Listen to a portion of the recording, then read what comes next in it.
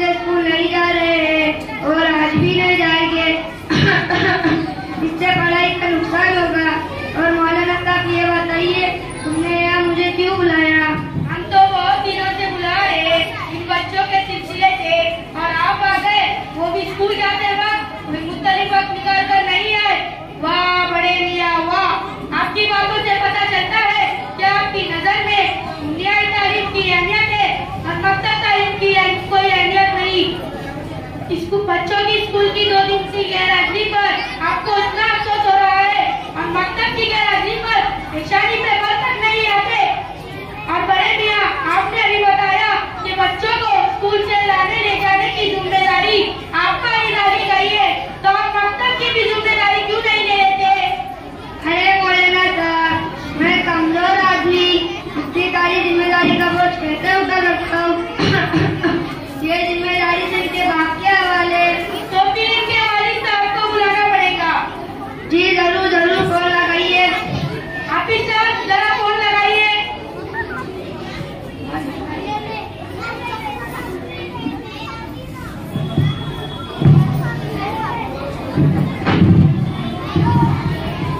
Hello अस्सलाम वालेकुम। वालेकुम अस्सलाम। 1 मिनट, चाचा से बात करो। हाँ हेलो बेटा, कहाँ है तू? इधर मकतबे से घर जा रहा हूँ। तू मकतब आज इतना जल्दी है? एक काम है। और वो आता हूँ।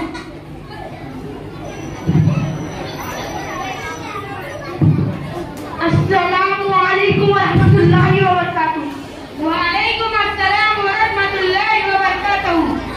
मौलाना साहब बहुत दिन से आना चाह रहा था, इन बच्चों के सिलसिले से मार वक्ती नहीं मिला। बच्चों का सबक आगे ही नहीं बढ़ रहा है।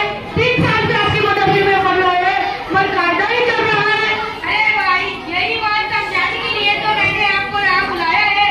और आप ही शिकायत करते हैं कि बच्चों का सबक आगे ही नहीं बढ़ रहा है, तो इसकी वजह यह है हमारे यहाँ यूनानी कायदा समझा के पढ़ाया जाता है, ना के रटाकर और इजरा कवायद के साथ पढ़ाया जाता है, ताकि कुरान शरीफ को तजवीद और मकाइद के साथ पढ़े, क्योंकि कुरान शरीफ को तजवीद और मकाइद के साथ पढ़ना फर्ज है।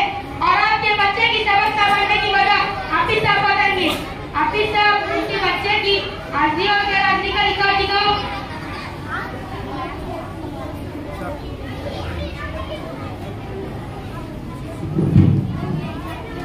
देखो चाचा, आपकी बच्चे की हाजिरी और गैरहाजिरी का रिकॉर्ड। इस महीने में 7 दिन, पिछले महीने में 8 दिन, पिछले महीने में 12 दिन, इसी महीने में 12 दिन, किसी महीने में 7 दिन, किसी महीने में तो आए नहीं। जिस दिन आता आपका फोन आता है, इससे जल्दी छोड़ दो। इससे ट्यूशन या प्रोग्राम पे आना है, मदरसा बिल्कुल भी नहीं आता, लेट आता है।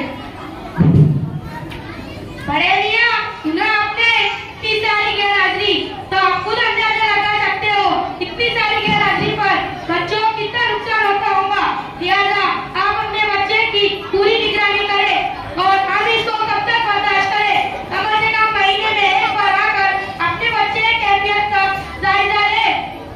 और एक बात और सुनिए, जिस तरह आप अपने बच्चे की स्कूल भेजने की पाबंदी करते हैं, उस तरह मकतब की पाबंदी करें।